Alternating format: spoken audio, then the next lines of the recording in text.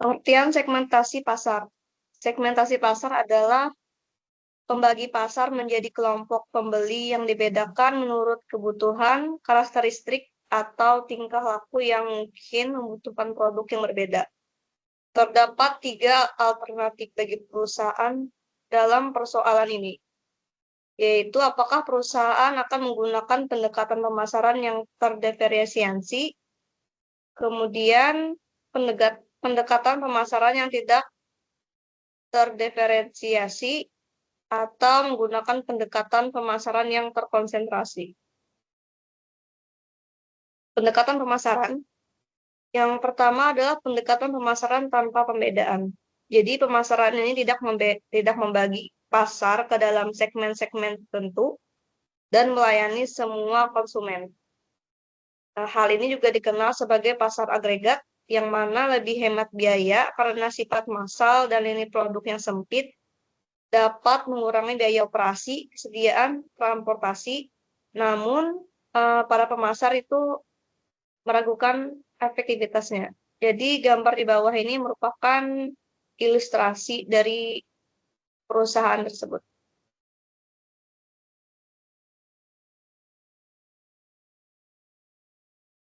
Kemudian pendekatan pemasaran dengan pembedaan.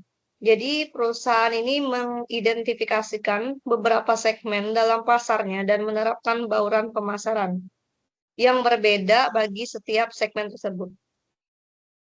Jadi sebuah perusahaan itu yang pertama bauran pemasaran 1 ke segmen 1.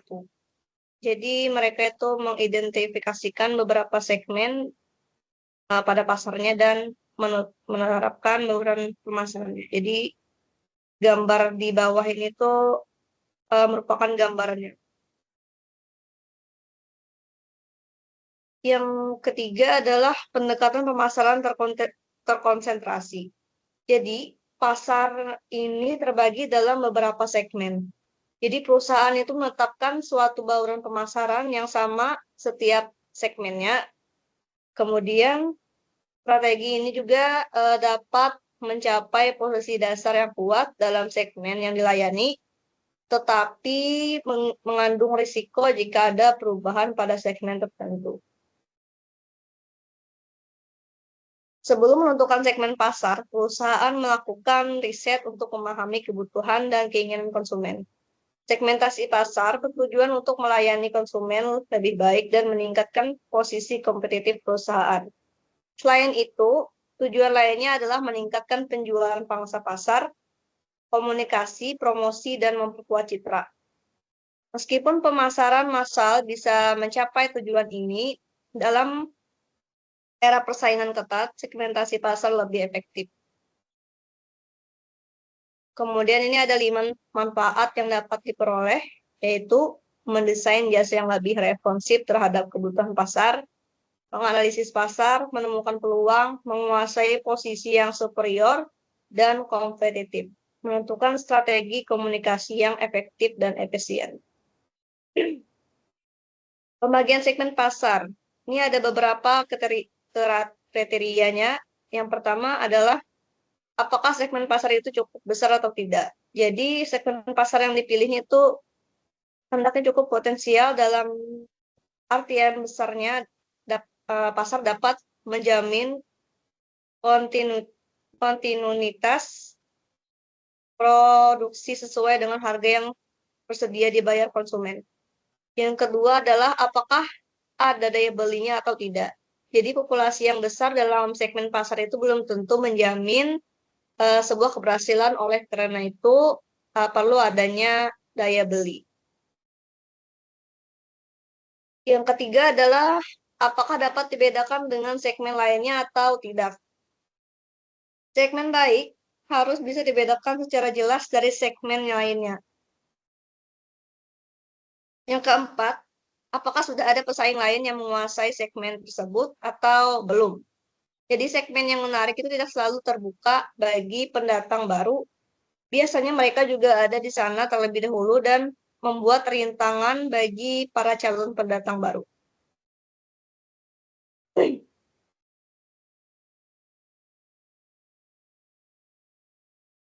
Yang keenam, yang kelima adalah apakah pasar tersebut dapat dijangkau dan bagaimana cara menjangkaunya.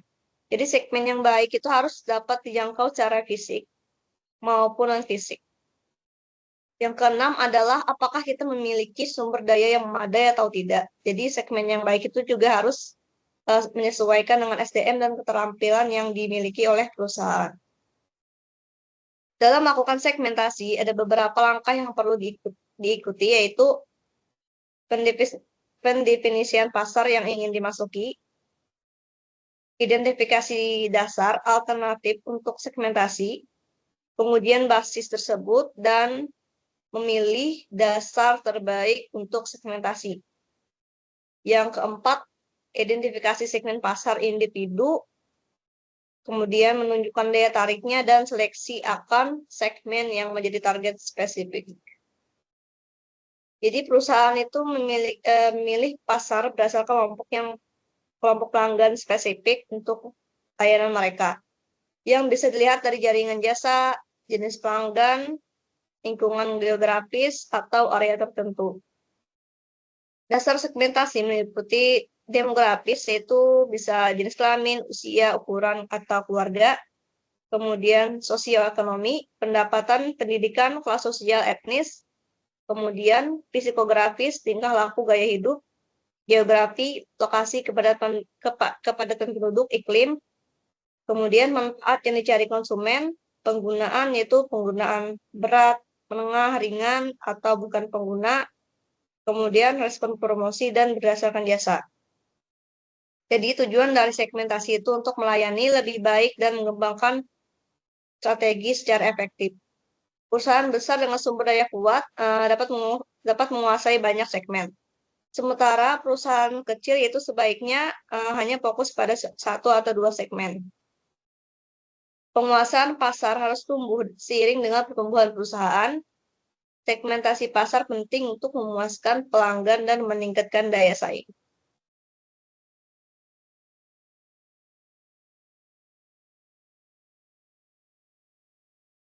Selanjutnya akan dijelaskan oleh Leo. Dipersilakan. Terima kasih. Saya akan melanjutkan.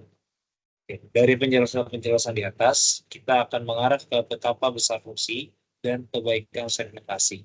Namun demikian tetap saja ada keterbatasan dalam melakukan segmentasi, antara lain yang pertama beban biaya yang lebih besar.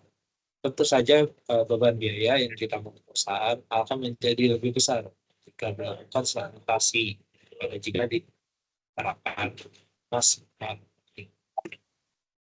Jika dalam mass marketing kita hanya menggunakan satu saja jenis produk, kemasan, iklan, beserta model iklan untuk seluruh pasar yang luas, tidak demikian.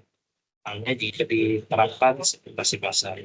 Dalam setiap segmentasi pasar harus digunakan produk, kemasan, dan iklan yang berbeda, sehingga biaya periodnya akan semakin besar. Terus yang kedua, memerlukan komitmen kooperan. Untuk mengimplementasikan strategi analisis segmentasi membutuhkan riset, maka dibutuhkan komitmen yang kuat dari semua pihak, baik personil, sumber daya, waktu, maupun keterampilan rekomendasi yang diberikan. Terus yang ketiga, menyediakan informasi yang utuh, bukan individual. Meskipun basis data pemasaran mampu menjelaskan data perorangan, segmentasi pasar hanya menyediakan data yang sifatnya seluas itu saja. Jika perilaku pembeli yang diperoleh adalah perilaku kelompok, bukan perilaku individual.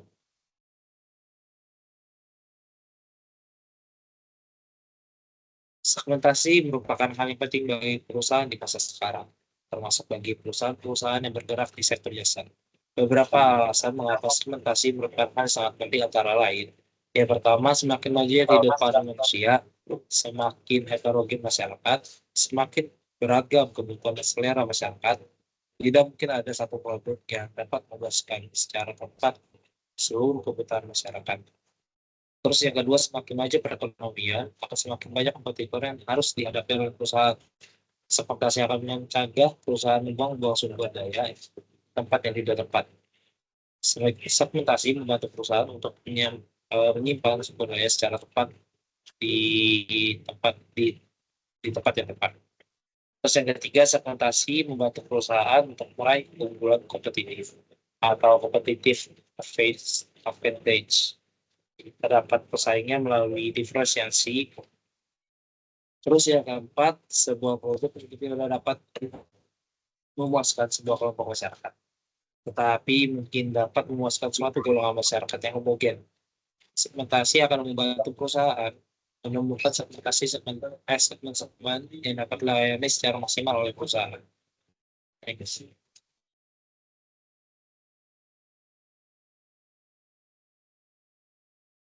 Langkah-langkah dalam segmentasi pasar yang ada penargetan, pemosisian, dan pengembangan beberapa pemasaran secara integritas bisa dilihat pada 3 benua ini.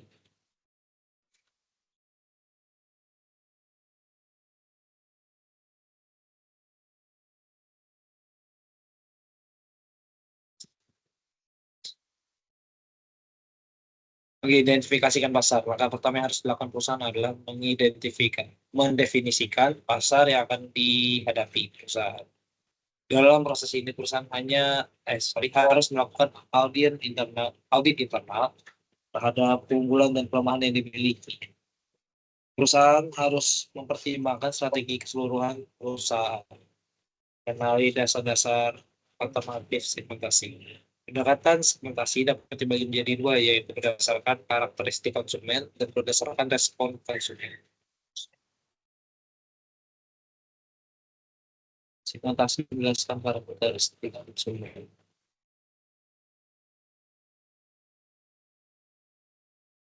yaitu ada demografis dan sosioekonomi. Untuk segmentasi demografis, membagi pasar menjadi kelompok berdasarkan pada variabel seperti umur, jenis kelamin, besar keluarga, siklus kehidupan keluarga, pendidikan, agama, pekerjaan, dan pendapatan.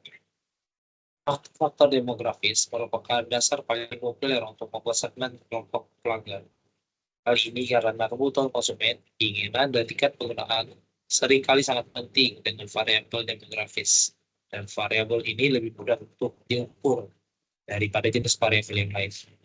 Terus selanjutnya ada segmentasi psikografis, yaitu membagi pelanggan menjadi kelompok berdasarkan pada perilaku, gaya hidup, atau kepribadian. Terus selanjutnya ada segmentasi geografi, yaitu membagi pasar menjadi beberapa unit secara geografis seperti negara, pulau, provinsi, kota, desa, pantai, pegunungan, dan kompleks perumahan. Sebuah perusahaan mungkin memutuskan untuk beroperasi dalam satu atau beberapa wilayah geografis ini atau operasi di setiap wilayah, tetapi lebih memerhatikan perbedaan kebutuhan dan keinginan yang lebih baik. Next. Segmentasi berdasarkan respon konsumen. Segmentasi ini mengelompokkan pembelian berdasarkan pada pengetahuan, sikap, penggunaan, dan atau reaksi mereka terhadap suatu produk. Segmentasi manfaat, yaitu membagi pasar menjadi kelompok menurut beraneka manfaat dicari konsumen dari suatu produk. Contoh segmentasi ini adalah bisnis hotel. Terus ada beberapa konsumen yang mencari manfaat yang berbeda dari hotel. Segmentasi pertama, mungkin mencari hotel murah dan bersih. Segmen kedua mencari hotel mewah yang sesuai dengan gengsi. Ketiga, mencari hotel dengan pemandangan dan fasilitas yang indah. Terus segmentasi keempat, cari hotel dengan fasilitas bisnis yang memadai dan seterusnya. Terus selanjutnya ada segmentasi penggunaan, yaitu membagi konsumen dalam penggunaan berat, penggunaan menengah, dan penggunaan rendah. Penggunaan berat biasanya hanya memiliki presentasi kecil dari seluruh pasar, tetapi memiliki presentasi yang tinggi dari total pembelian. Terus selanjutnya ada respon promosional. Segmentasi respon promosi itu mengelompokkan konsumen berdasarkan bagaimana konsumen merespon bentuk promosi, termasuk di dalamnya respon terhadap iklan, promosi penjualan, pameran, dan peragaan di dalam toko. Selanjutnya ada loyalitas. Pasar dapat disegmentasikan berdasarkan loyalitas konsumen. Beberapa konsumen benar-benar loyal terhadap terhadap satu macam produk atau hardcore loyals. Kelompok lainnya agak loyal. Mereka loyal terhadap dua produk atau menyukai suatu produk, tapi kadang-kadang menggunakan produk lain atau software loyals. Kelompok lain suka berpindah dari memfavoritkan suatu produk ke produk lain atau shifting loyal. Kelompok terakhir tidak menunjukkan loyalitas terhadap mereka apapun. Mereka menyukai sesuatu yang baru muncul atau switcher. Selanjutnya,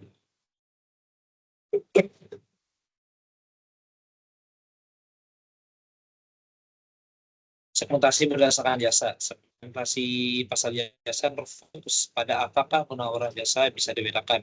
Apakah sebuah produk menggunakan harga jasa yang sama. Benarkah pengelompok konsumen didefinisikan dengan persamaan jasa yang sama. Berikut ada data, ada gambar contohnya, yaitu dari segmentasi karakteristik konsumen, respon konsumen. Karakteristik konsumen terbagi menjadi 3, yaitu demografis, sosial dan sosioekonomi, psikografis dan geografis. Untuk respon konsumen yaitu manfaat, penggunaan, promosi, loyalitas dan jasa.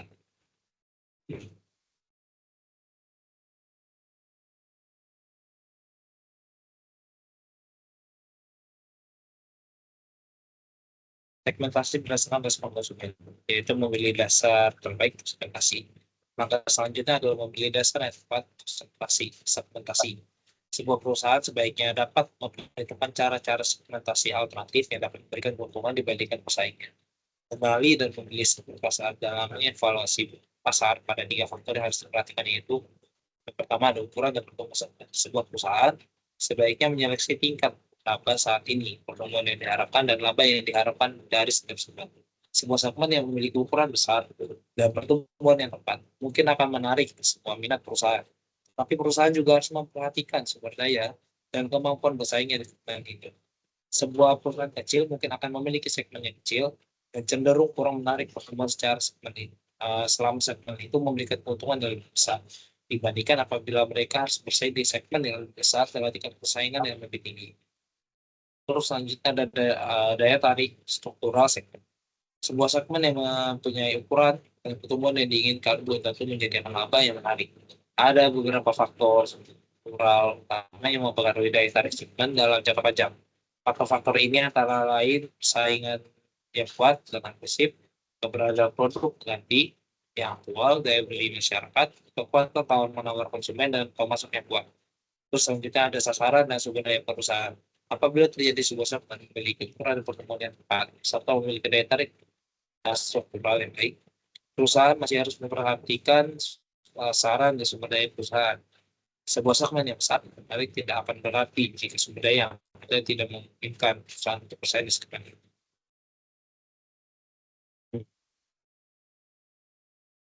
Selanjutnya ada penargetan pasar sasaran, yaitu pemasaran tanpa pembedaan. Dengan strategi ini, perusahaan memutuskan untuk mengabaikan perbedaan segmen pasar dan menawarkan satu macam produk pada seluruh pasar. Tawaran ini berfokus pada apa yang serupa dalam kebutuhan konsumen dan bukan apa yang berbeda. Pemasaran dan pembedaan. Dalam strategi ini, perusahaan memutuskan untuk memilih beberapa segmen dan merancang barang berbeda masing-masing segmen. Manajemen pemasaran jasa. Pemasaran terkonsentrasi dengan strategi ini, perusahaan mencoba untuk mencari pangsa pasar besar dalam satu atau beberapa subpasar daripada mencari pangsa pasar kecil daripada pangsa yang besar. Perusahaan lebih baik mencari pangsa pasar besar dalam satu atau beberapa subpasar.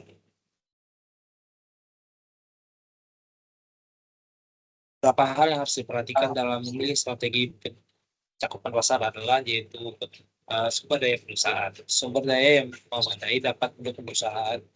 Dia memilih strategi pemasaran tanpa membedakan atau pemasaran yang dengan pembedaan. Sedangkan perusahaan dengan sumber daya yang terbatas umumnya memilih strategi pemasaran terkonsentrasi untuk mencari pangsa pasar yang terletak dan pasti. Selanjutnya ada variabilitas produk. Pemasaran tanpa pembedaan cocok untuk produk yang cenderung seragam. Misalnya pelayanan jasa administrasi, sedangkan produk dengan varian yang tinggi dan cocok menggunakan pemasaran dan pembedaan. Terus selanjutnya ada tahapan produk dalam daun hidup.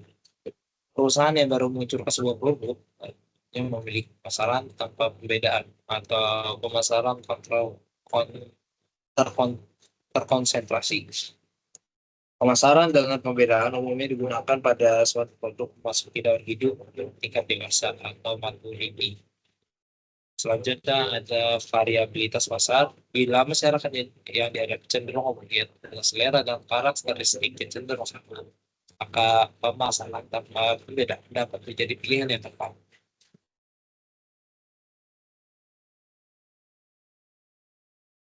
Strategi pesaing. Strategi pemasaran perusahaan harus mengikuti atau bahkan melebihi strategi pemasaran pesaing. Bila pesaing menggunakan strategi pemasaran tanpa pembedaan, maka strategi pemasaran dengan pembedaan akan membuat perusahaan lebih dihargai konsumen. Bila perusahaan memutuskan untuk melakukan strategi pembedaan dan memutuskan akan berfokus pada segmen tertentu, maka ada beberapa karakteristik yang dapat dilihat dari sebuah segmen yang akan dipilih. Yaitu yang pertama dapat diukur, yaitu ukuran daya beli dan profil segmen dapat diukur. Terus dapat dijangkau, yaitu segmen pasar dapat dijangkau dan dilayani secara efektif. Terus selanjutnya yang tiga cukup besar, yaitu segmen pasarnya cukup besar dan cukup memberikan laba apabila dilayani. Suatu segmen sebaiknya menggunakan kelompok yang homogen yang cukup bernilai untuk dilayani dengan program pemasaran yang disesuaikan. Terus yang selanjutnya dapat dilaksanakan yaitu program yang efektif dapat merancang untuk menarik dan melayani segmen tersebut.